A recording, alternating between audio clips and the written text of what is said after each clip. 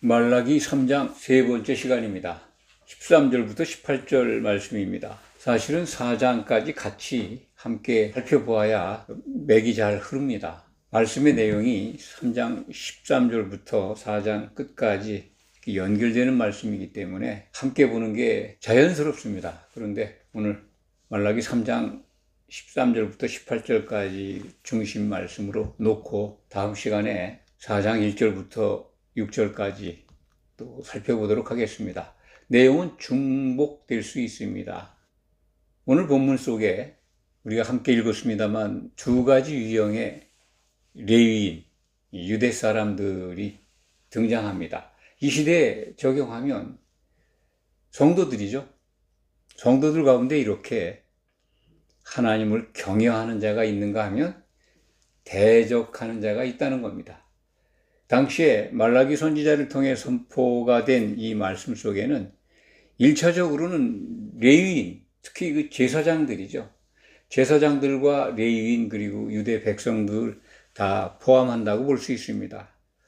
그들이 여호와를 대적한다라고 지금 오늘 13절 말씀은 우리에게 일러줍니다. 여호와가 이르노라. 너희 곧 제사장들 또는 레위인, 유대인들 완악한 말로 나를 대적하고도 이르기를 우리가 무슨 말로 주를 대적하였나이까 하는도다. 대적을 하면서도 하나님을 모독하고 대적하는 줄 몰라요. 그걸 지금 지적하시는 말씀입니다. 대적하는 자들에게 지금 그것을 일러주고 깨우쳐주는 말씀이기도 하지만 이 경고의 말씀이죠. 심판을 받게 된다. 그것은 이제 4장에 가면 자세하게 나옵니다. 14절 말씀, 이는 너희가 말하기를 하나님을 섬기는 것이 헛되니, 참 기가 막히죠. 제사장이라고 한번 적용을 한번 해서 생각을 해 보십시오.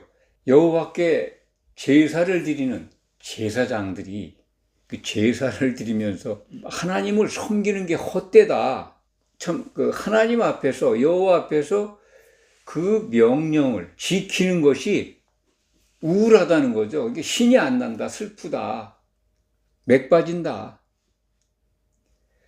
여호와를 섬기는 게 헛되고 말씀을 지키는 게 유익하지가 않다는 겁니다. 그거에 대한 해석이 15절에 나와 있죠. 지금 우리라고 하는 건 이제 그 제사장들 또는 유대 모든 백성들이죠. 교만한 자가 복되다 하며 악을 행하는 자가 번성하며 하나님을 시험하는 자가 화를 면한다. 그렇게 말한다는 겁니다. 지금 실질적으로 그 유대인들이, 제사장들이, 레위인들이 이러한 생각들을 가지고 있었던 것 같아요. 그리고 현실적으로 그들 앞에 정말 교만한 자, 악을 행하는 자가 득세하고 하나님을 무시하고 하나님을 복 주시나 안 주시나 이렇게 시험하는 그런 자들이 화를 오히려 면하고 잘 살고 있다. 잘 사는 게 눈에 보이는 겁니다. 그렇게 말한다는 거예요. 이 상황은 그때나 지금이나 같은 것 같습니다. 하나님을 믿지 않고 하나님을 무시하고 하나님을 대적하며 사는 교회 밖 사람들이 더 잘 되지 않습니까? 거짓말을 밥 먹듯이 하는 사람들, 그리고 참으로 악을 행하며 선을 무시하는 사람들, 그런 사람들이 더 흥왕하고 번성하고 세상적인 복을 더 많이 받고 잘 돼 보이지 않습니까? 그런 것들 부러워하는 분들 많습니다. 교회 신앙생활 하시는 분들 가운데도 세상적으로 잘 나가면 부러워하는 거 아닙니까? 교회 안에 들어와 있는 성도들 가운데서 보은이 안 되는데 세상에서 하는 일들은 엄청 잘 돼요. 그러니까 많은 복을 받고 있고 뭔가 오늘 본문 말씀처럼 현실적으로 교만한 자가 복을 받는다. 악을 행하는 자가 흥왕한다.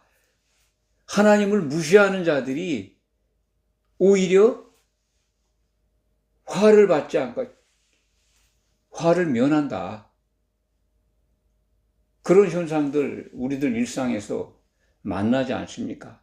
그때나 지금이나 똑같아요. 그렇습니다. 세상적으로 세상복을 즐겨 찾고 오히려 거짓과 부패와 위선을 가지고 사는 사람들이 세상적으로 잘 사는 것 같이 보여요. 그들이 흥왕할 수 있습니다. 번성할 수 있어요. 오늘 말라기 3장 15절의 말씀이 그때만 그런 게 아니에요. 이 시대에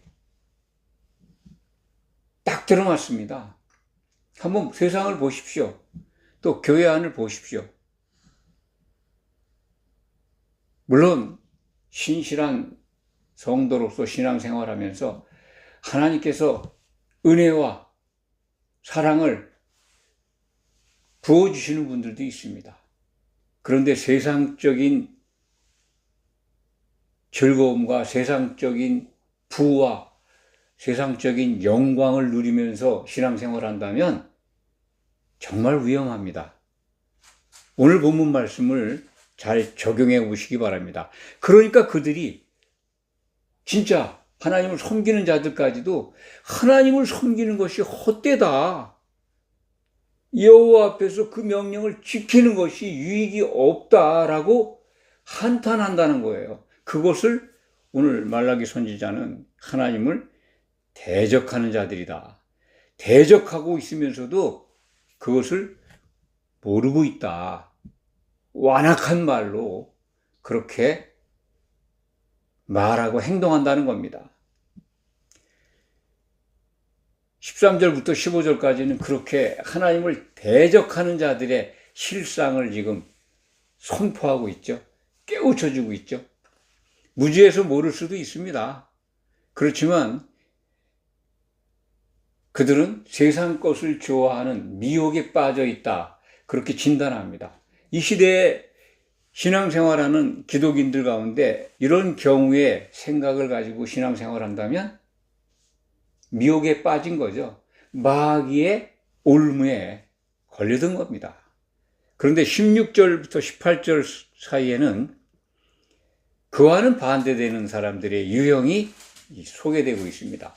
16절 여호와를 경외하는 자들이 피차에 말하며 여호와께서 분명히 들으시고 여호와를 경외하는 자와 그 이름을 존중히 여기는 자를 위하여 여호와 앞에 있는 기념책에 기록하셨느니라. 여호와를 경외하는 자들, 그들의 이름을 여호와의 기념책에 기록하셨다라고 하는 말씀이 16절에 여호와의 기념책, 이것이 신약 성경 속에서는 이 어린 양의 생명책입니다. 여호와의 기념책, 구약 성경에서 이 주의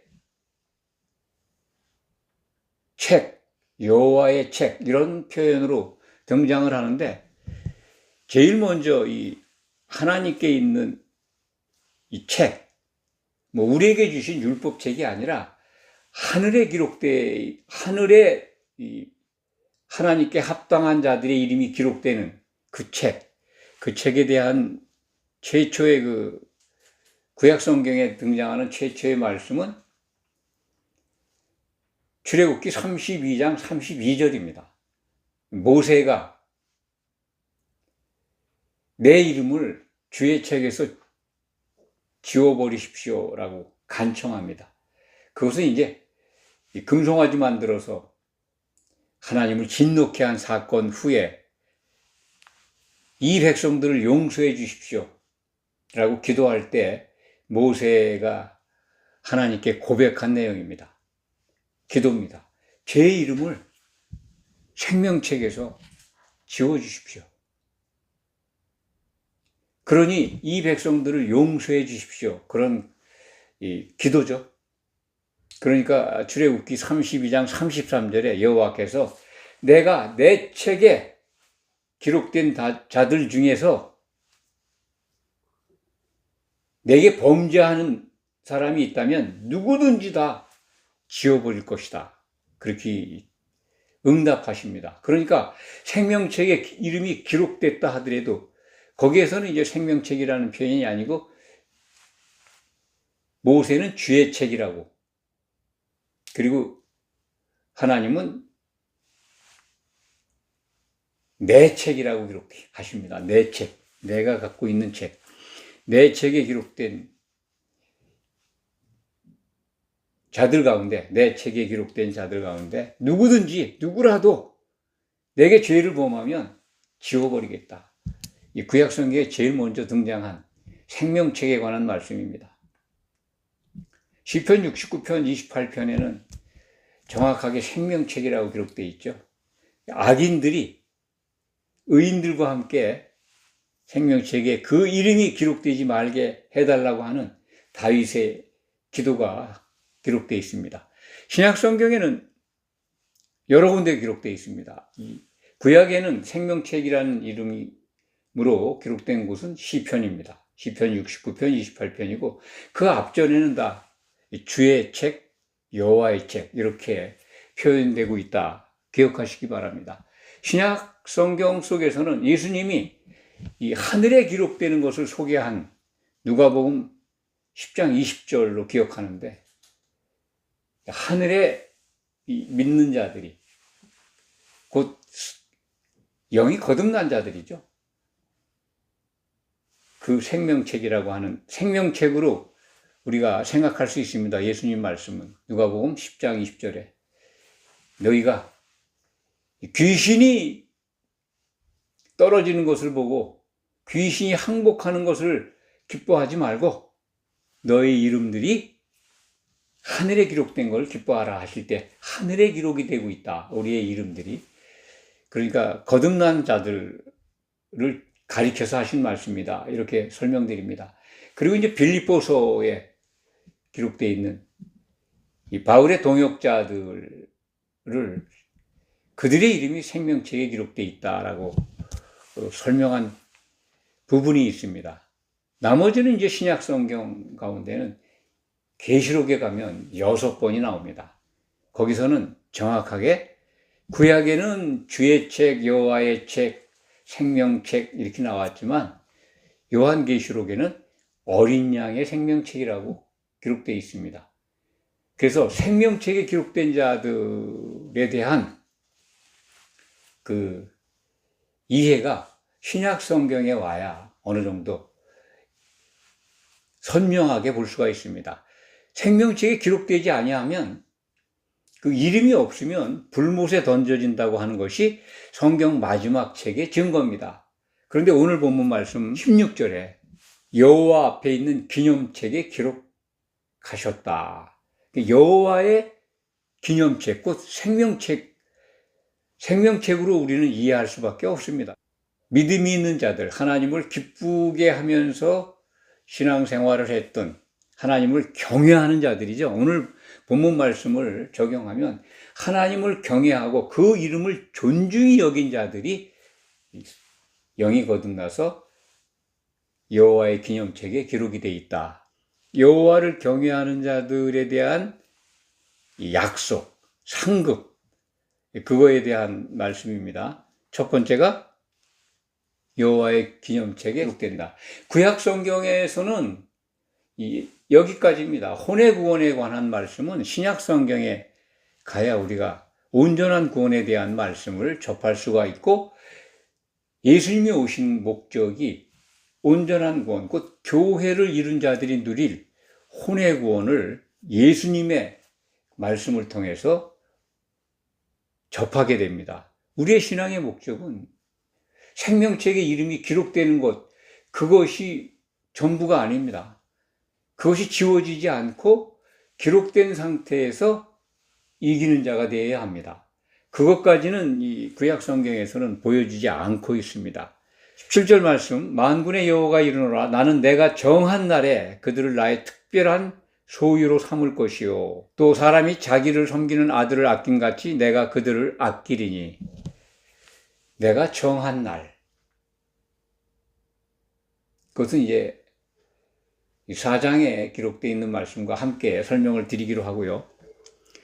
그들을 예수님이 다시 오시는 때죠. 다시 오셔서 그 이루어지는 것들을 지금 소개하는 건데 겹쳐서 보입니다. 여러 가지 재림과 심판과 혼인과 천년왕국과 그리고 백보자 심판 그리고 새 예루살렘 입성 이런 것들이 한꺼번에 지금 기록되어 있는 그런 문장입니다. 만군의 여호와가 이르노라. 나는 내가 정한 날에 그들을 나의 특별한 소유로 삼을 것이요. 특별한 소유. 곧 이거 뭡니까? 하나님의 상속자, 아들 삼으시겠다는 거죠. 이기는 자가 된다면 그렇게 아들을 아끼는 것처럼 그들을 아낀다. 그러니까 아들 삼으시겠다는 뜻이죠. 특별한 소유라는 게 이기는 자가 되면 상속자로 아들로 삼으시겠다는 겁니다. 그 약속이죠. 그건 요한계시록 21장 7절에 가면 그 말씀이 또 한번 선포됩니다. 결국은 우리가 주님이 오신 다음에 이기는 자로서 확정이 돼야 특별한 소유가 되는 겁니다. 지금 이 하나님을 경외하는 자들에 대한 상급, 약속, 보상이죠. 이런 것들을 내가 보증하겠다, 약속하시는 말씀인데 첫 번째가 생명책의 이름을 기록하겠다. 두 번째가 특별한 소유로 삼겠다. 세 번째가 18절 말씀입니다. 그때 너희가 돌아와서 의인과 악인을 분별하고 하나님을 섬기는 자와 섬기지 아니하는 자를 분별하리라. 이 분별이라는 게 이제 가른다는 거잖아요. 가른다는 것. 이 성도들을 적용해야 합니다. 사도들을 적용할 수는 없습니다. 여기서 이제 레위인이나 유대 백성들에게 선포한 말씀이기 때문에 우리와 똑같은 성도들이 마지막 심판 때, 백보자 심판 때에서 생명책을 가지고 심판할 것을 지금 예언하는 말씀입니다. 그러니까 그리스도의 심판 때가 아니죠. 이기는 자들 된 혼의 구원을 받은 성도들이 백보자, 신보자에 앉아서 이 세상에 아담의 후손으로 영을 가지고 태어난 모든 사람들을 심판합니다. 생명책을 가지고. 그 중에서는 기독인들 가운데는 그리스도의 심판대에서 탈락했던, 그래서 지옥, 불 속에 들어가 있다가 바다에서 내주는 그때 나와서 심판받는 자들도 있습니다. 생명책의 이름이 지워졌으면 불못에 들어갑니다. 그 일을 의인과 악인을 분별하게 하겠다는 겁니다. 굉장한 특권이죠. 이것은 요한계시록 20장 1절에 기록되어 있습니다. 심판하는 권세를 가진 자들이 보좌에 앉아 있어요. 계시록 20장 1절 말씀이 우리말 번역상 어렵게 되어 있습니다만 핵심은 이기는 자들이 보좌에 앉아서 심판할 것이다가 아니라 과거 문장입니다. 했다. 심판한 모습을 요한이 보고 있는 걸 기록한 겁니다.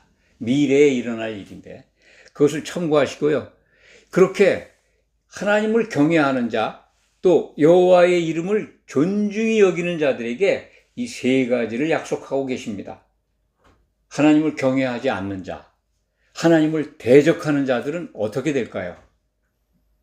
말라기서 4장 1절부터 6절 사이에 살펴보면 그들의 운명이, 그들이 어떠한 벌을 받게 되는지를 우리가 알 수가 있습니다. 오늘 말라기서 3장 13절부터 18절 말씀 속에서 우리는 이것을 발견해야 합니다. 무엇을 찾아야 될까요? 반드시 이기는 자가 되어야 된다는 것을 우리가 배우게 되지 않습니까? 하나님을 경외하는 자라고 표현되어 있지만 신약 성경에 기록된 말씀을 적용하면 이기는 자입니다.